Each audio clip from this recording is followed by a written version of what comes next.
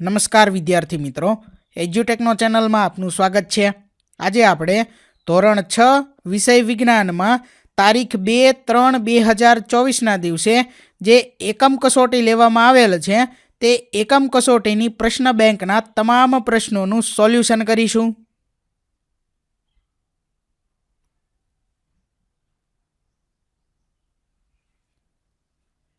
તો વિદ્યાર્થી મિત્રો, ધોરણ 6 વિષય વિજ્ઞાનના પ્રકરણ નંબર 10ની સામયિક મૂલ્યાંકન કસોટી તારીખ 2/3/2024ના દિવસે લેવામાં આવેલ હતી। તો એની પ્રશ્ન બેંકમાં સૌથી પહેલાં છે પ્રશ્ન નંબર 1, જેની સૂચના છે નીચેનામાંથી કોઈ પણ એક લખો। એમાં છે વિભાગ એ ખાલી જગ્યા પૂરો।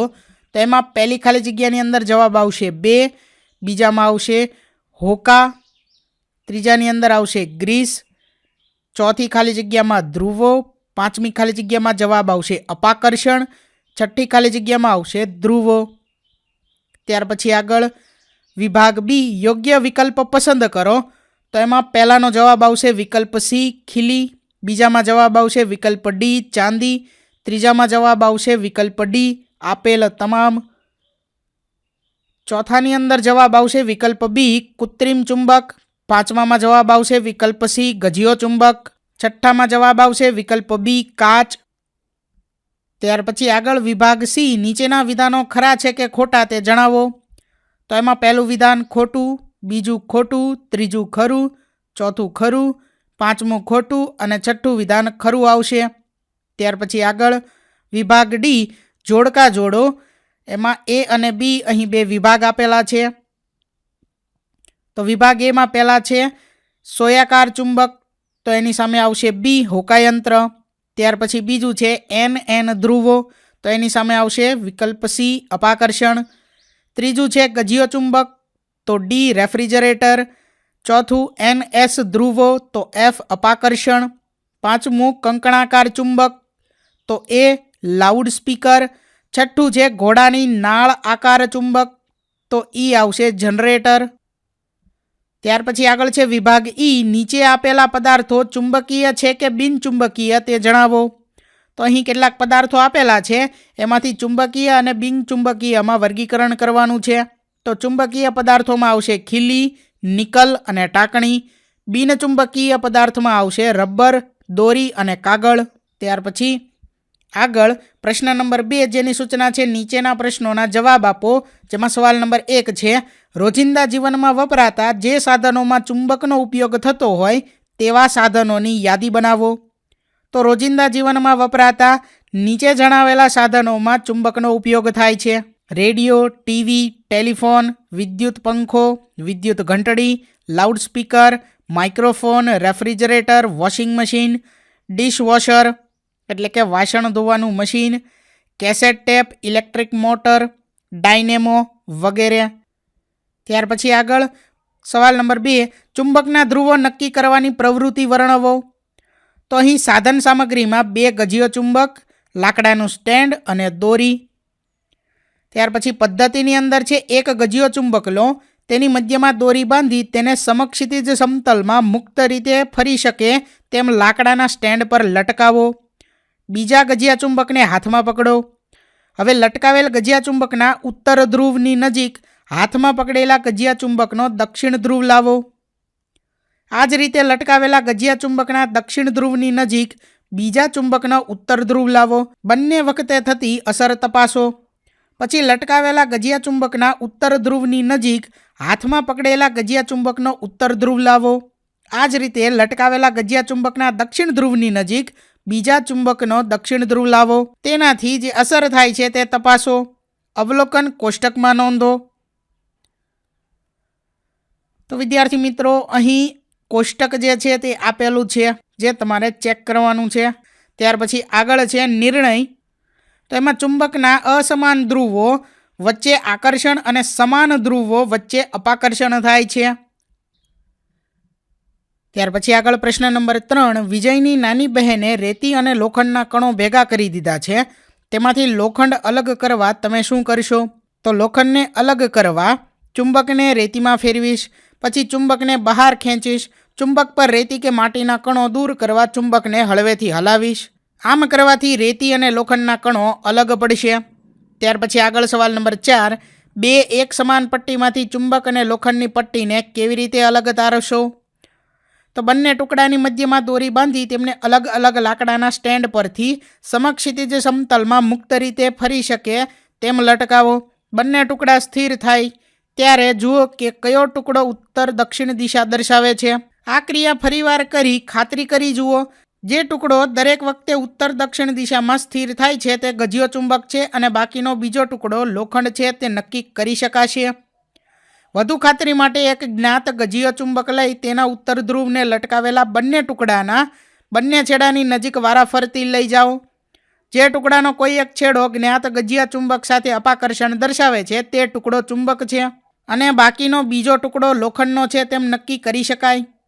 ત્યાર પછી આગળ સવાલ નંબર 5, તમે કૃત્રિમ ચુંબક કેવી રીતે બનાવશો? તો આપેલ લોખંડની પટ્ટીને ટેબલ પર મૂકો। એક ગજિયો ચુંબક લઈ તેના એક ધ્રુવને લોખંડની પટ્ટીના એક છેડા પાસે રાખો। ચુંબકને ઊંચક્યા સિવાય લોખંડની પટ્ટીના એક છેડાથી શરૂ કરીને બીજા છેડા સુધી તેની પૂરી લંબાઈ પર ઘસો। હવે ચુંબકને ઊંચું કરી તેના જે ધ્રુવથી શરૂઆત કરી હતી તે જ ધ્રુવને લોખંડની પટ્ટીના જે છેડાથી શરૂઆત કરી હતી ત્યાં લાવો। અહીં તેની આકૃતિ પણ દર્શાવેલી છે। ચુંબકને ફરીથી લોખંડની પટ્ટી પર અગાઉ મુજબ ઘસો। આ ક્રિયાનું 30 થી 40 વખત પુનરાવર્તન કરો। લોખંડની પટ્ટી ચુંબક બની છે તેની ખાતરી કરવા તેને લોખંડના ભૂક્કાની નજીક લઈ જાઓ। તે લોખંડના ભૂક્કાને આકર્ષે છે તે પરથી ખાતરી થશે। ત્યાર પછી આગળ પ્રશ્ન નંબર 3, નીચેના પ્રશ્નોના જવાબ લખો, જેમાં સવાલ નંબર 1 છે, ચુંબકનું ચુંબકત્વ જાળવી રાખવા તમે કઈ કાળજી રાખશો? તે વારંવાર પડી ન જાય તેનું ધ્યાન રાખવું, તેને ગરમ કરવું નહીં, તેના પર ભારે વજન પડે નહીં તેની કાળજી રાખવી જોઈએ।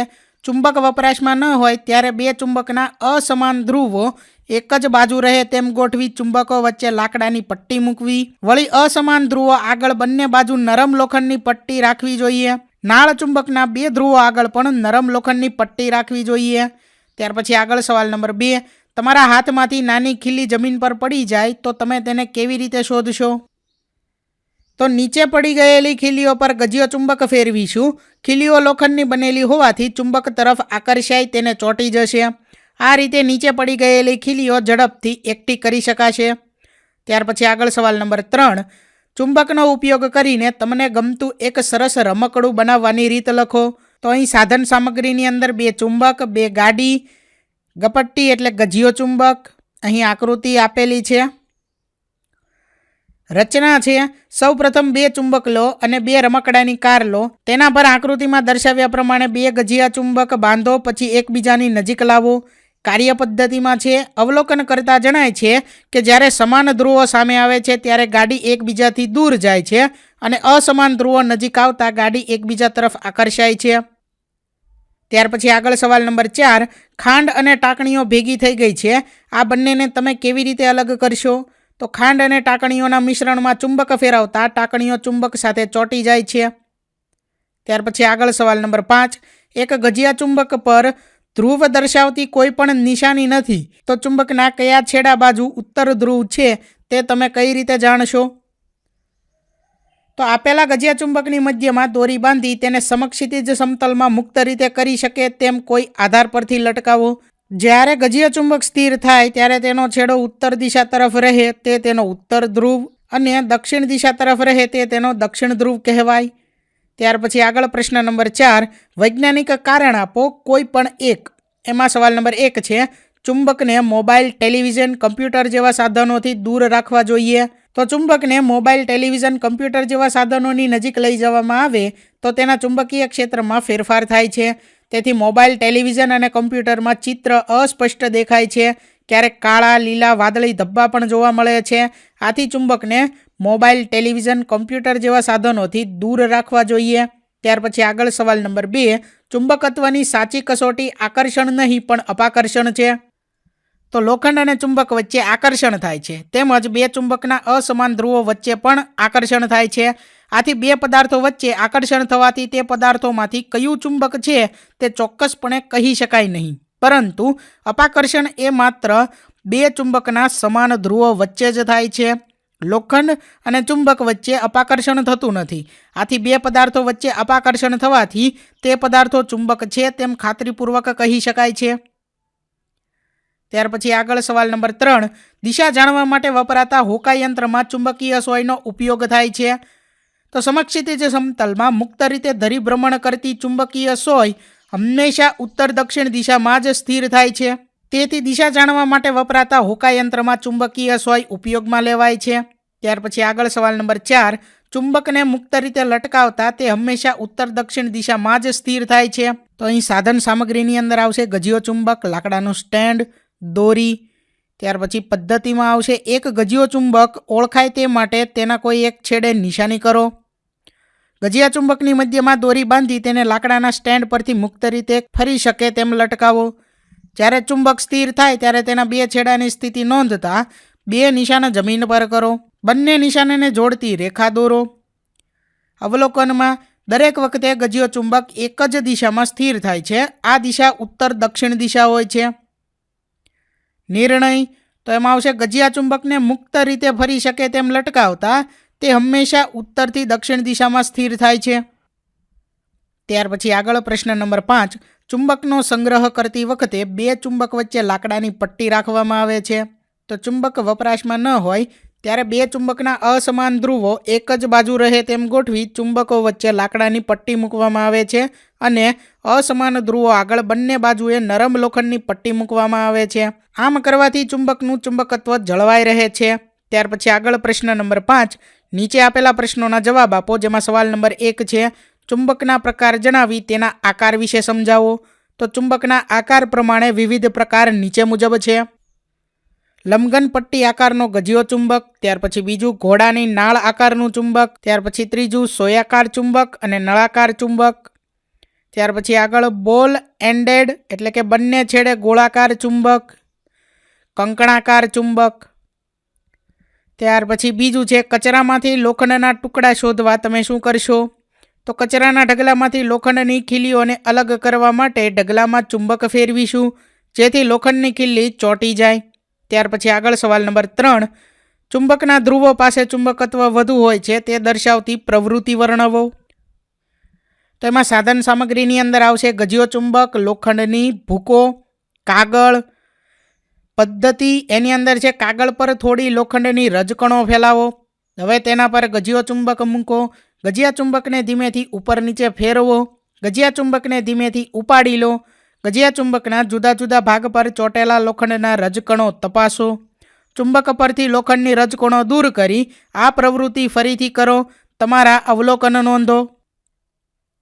તો અવલોકનની અંદર આવશે ગજિયા ચુંબકના બંને છેડાની નજીક લોખંડના રજકણો વધુમાં વધુ ચોંટેલા જણાય છે. વચ્ચેનો ભાગ તરફ જતાં ચોંટેલા લોખંડના રજકણોનું પ્રમાણ ઓછું થતું જાય છે. નિર્ણયમાં આવશે ચુંબકના બંને છેડાની પાસે ચુંબક શક્તિ વધુ હોય છે. આને ચુંબકના ધ્રુવો કહે છે. ત્યાર પછી આગળ સવાલ નંબર 4. ગજિયા ચુંબકની મદદથી સાદું હોકાયંત્ર કેવી રીતે બનાવી શકાય છે? તો સાધન સામગ્રીની અંદર આવશે ગજિયો ચુંબક, લોખંડની સોય, બૂચ અને ટમલર. પદ્ધતિમાં આવશે ગજિયા ચુંબકનો ઉપયોગ કરી લોખંડની સોયને ચુંબક બનાવો. આ ચુંબકીય સોયને બૂચમાંથી પસાર કરો. એક ટમલરમાં પાણી ભરી બૂચને તરતો મૂકો. સોય પાણીને અડકે નહીં તેનું ધ્યાન રાખો. આ તમારું સાદું હોકાયંત્ર તૈયાર થયું. પાણીમાં તરતા બૂચની સોય કઈ દિશા દર્શાવે છે તે નોંધો. બૂચને વિવિધ દિશાઓમાં ફેરવી સ્થિર થાય ત્યારે સોયની દિશા નોંધો. અવલોકનની અંદર આવશે દરેક વખતે સોય એક જ દિશામાં સ્થિર થાય છે. ત્યાર પછી નિર્ણયમાં આવશે પાણીમાં તરતા બૂચમાં પસાર કરેલી સોય હોકાયંત્રની સોયની જેમ ઉત્તર દક્ષિણ દિશા દર્શાવે છે. ચુંબકના સમાન ધ્રુવો વચ્ચે અપાકર્ષણ અને અસમાન ધ્રુવો વચ્ચે આકર્ષણ દર્શાવતી પ્રવૃત્તિ લખો.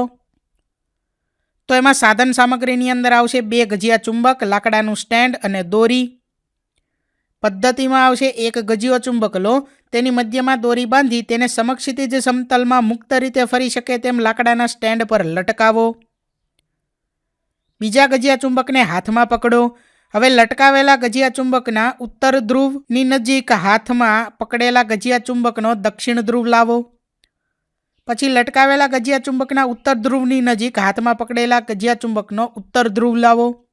આ જ રીતે લટકાવેલા ગજિયા ચુંબકના દક્ષિણ ધ્રુવની નજીક બીજા ચુંબકનો દક્ષિણ ધ્રુવ લાવો. શી અસર થાય છે તે તપાસો. અવલોકન કોષ્ટકમાં નોંધો. તો અહીં કોષ્ટક આપેલું છે, બરોબર. નિર્ણયની અંદર આવશે ચુંબકના અસમાન ધ્રુવો વચ્ચે આકર્ષણ અને સમાન ધ્રુવો વચ્ચે અપાકર્ષણ થાય છે. ત્યાર પછી આગળ સવાલ નંબર 6. કોઈ પણ આકારના ચુંબકને કેટલા ધ્રુવ હોય છે? કયા કયા? કોઈ પણ આકારના ચુંબકને 2 ધ્રુવો હોય છે, ઉત્તર ધ્રુવ અને દક્ષિણ ધ્રુવ. ચુંબકનો જે છેડો ઉત્તર દિશામાં હોય તે ધ્રુવ ઉત્તર ધ્રુવ અને જે છેડો દક્ષિણ દિશામાં હોય તે દક્ષિણ ધ્રુવ તરીકે ઓળખાય છે. ચુંબકના સમાન ધ્રુવો વચ્ચે અપાકર્ષણ અને ચુંબકના અસમાન ધ્રુવો વચ્ચે આકર્ષણ થાય છે. ચુંબકના આ સિદ્ધાંત ઉપર હોકાયંત્ર કાર્ય કરે છે. ત્યાર પછી આગળ સવાલ નંબર 7. હોકાયંત્રનો સિદ્ધાંત જણાવી તેનો ઉપયોગ લખો. તો રચનાની અંદર છે કાચના ઢાંકણવાળી એલ્યુમિનિયમ અથવા પિત્તળની એક નળાકાર ડબ્બી હોય છે. તેમાં દિશા અંકિત કરેલો વર્તુળાકાર ચંદો હોય છે. ચંદા પર ચુંબકીય સોય સમક્ષિતિજ સમતલમાં ભ્રમણ કરી શકે તે રીતે ધરી પર ગોઠવેલી હોય છે. ચુંબકીય સોયની ધરી ડબ્બી અને ચંદાના કેન્દ્ર પર ગોઠવાયેલી હોય છે. વર્તુળાકાર ડબ્બીની ઉપર કાચ ગોઠવી ડબ્બી બંધ કરવામાં આવે છે. તેની કાર્ય પદ્ધતિમાં આવશે હોકાયંત્રની મદદથી દિશા જાણવા માટે હોકાયંત્રને ફેરવી ચુંબકીય સોયના ઉત્તર ધ્રુવ ઉપર ચંદા પર લખેલી ઉત્તર દિશા ગોઠવવામાં આવે છે. આ ગોઠવણીથી હોકાયંત્ર સાચી દિશા દર્શાવે છે. ત્યાર પછી આગળ સવાલ નંબર 8. ચુંબકીય પદાર્થ અને બિનચુંબકીય પદાર્થ કોને કહે છે? ઉદાહરણ આપી સમજાવો. તો જે પદાર્થ ચુંબક તરફ આકર્ષાય તેને ચુંબકીય પદાર્થ કહે છે.